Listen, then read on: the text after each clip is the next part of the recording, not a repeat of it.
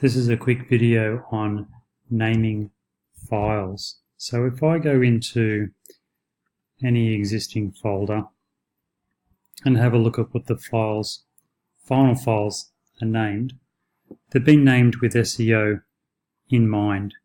And essentially, we start off at the very micro and we end up at the macro.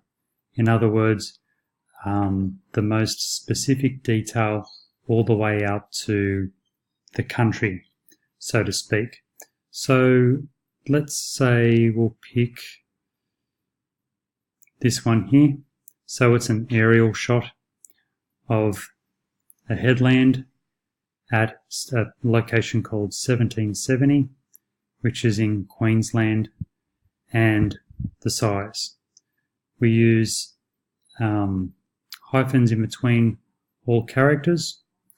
Where the size is, I usually use an underscore and then just an X for the dimensions. That is essentially it. They all sort of conform to that format. Just to keep it brief, don't go overboard with the words for the file names. That will be more for the alt text placed into web browsers that I get more into the keywording, etc. It's really just short and sweet. What it is in a couple of words, where it is, what state, and then the image dimensions. So from the brief, we can work out that Springbrook, for instance, let's say I was working on the Springbrook folder. That's in Queensland. So we know the last part of the image.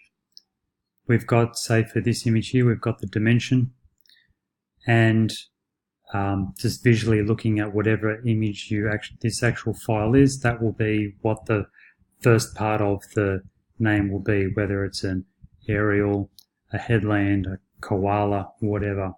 So it's not incredibly complex. There's just a simple format to follow, and it's very repeatable each time.